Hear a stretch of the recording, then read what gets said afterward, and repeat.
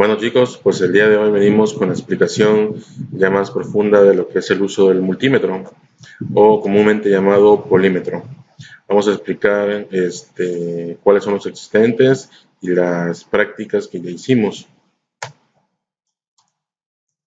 Bueno, aquí como se muestra en las láminas de PowerPoint que ya les mandé, se denomina polímetro al aparato capaz de realizar varias mediciones. También se les conoce como multímetro o tester.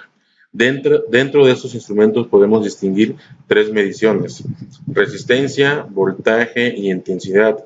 En tensión tenemos voltaje en corriente continua y voltaje en corriente alterna. Lo mismo para intensidad, ¿no?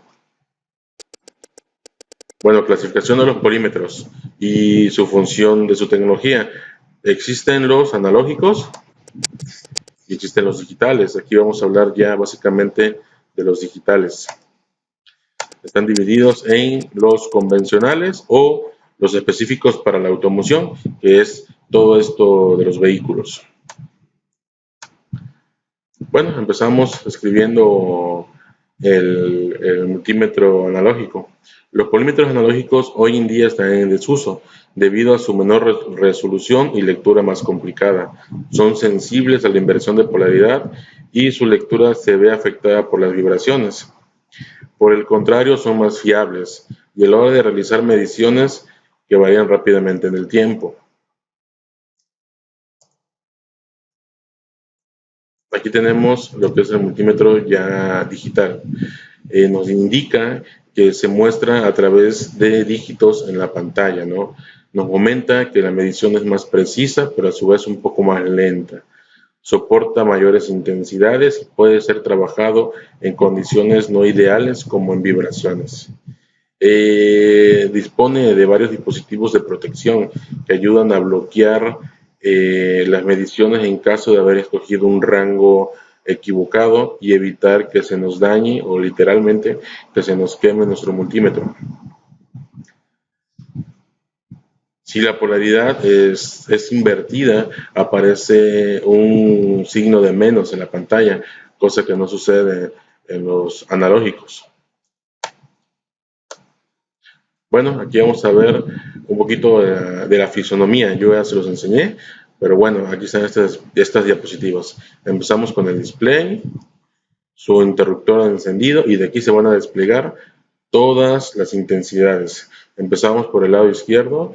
Tenemos tensión de corriente continua y tiene el rango de 2, 20, 200 y 1000. Abajito tenemos el control de resistencias y tenemos 2M, 2K, 200K, 20K, 2K y 200. También tenemos al ladito lo que es continuidad.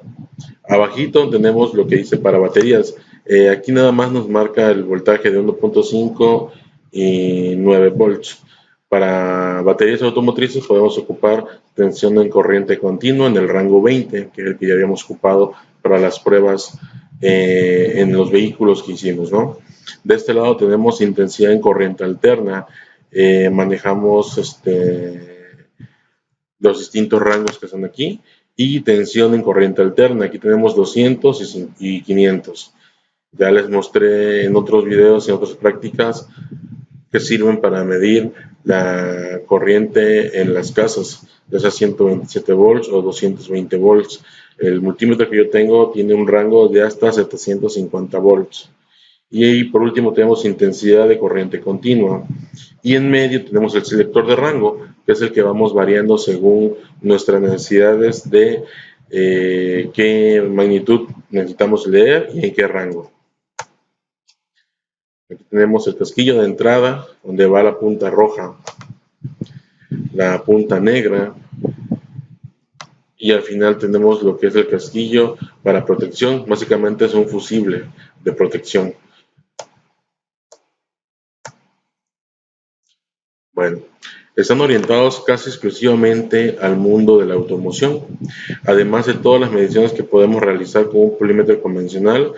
Con los avanzados abarcamos muchos más campos, como gigahertz. Ya en otro video les voy a mostrar lo que son los gigahertz o ciclos de trabajo, temperatura, revoluciones por minuto y ciclos de trabajo.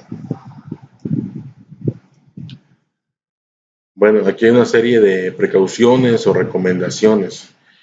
Cuando midamos resistencia, asegurarse que la resistencia a medir no esté bajo tensión y desconectar cualquier instalación.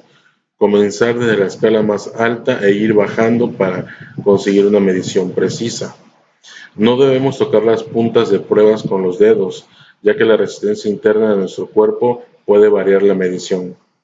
Cuando midamos tensión, primero nos aseguraremos de qué tipo se trata, de alterna o continua. Comenzaremos la medición desde la escala más alta e iremos bajando hasta conseguir la medición precisa. En mediciones de intensidad debemos tener en cuenta que la protección con fusible solo es válida hasta 2 amperios. Para intensidades superiores generalmente se emplea otro tipo de terminal sin protección alguna. Básicamente son recomendaciones para evitar que dañemos nuestro multímetro, ya sea por sobrecarga o simplemente obtengamos una lectura errónea a la que necesitamos y demos un mal diagnóstico. Aquí están una de las mediciones que podemos hacer. Básicamente medir resistencia y continuidad. Tenemos los ejemplos con la punta roja y la punta negra. Estamos en la escala de 20K. En este caso, aquí nos muestra el caso de una bombilla. Para medir su resistencia y continuidad es lo que debemos hacer. Para continuidad nos tenemos que mover al rango de continuidad.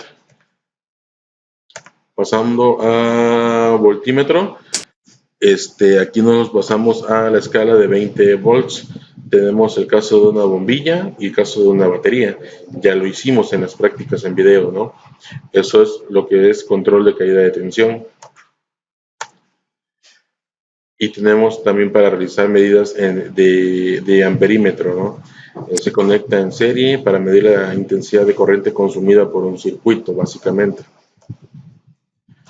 También tenemos aquí la forma de posicionar correctamente la lectura para su mayor precisión.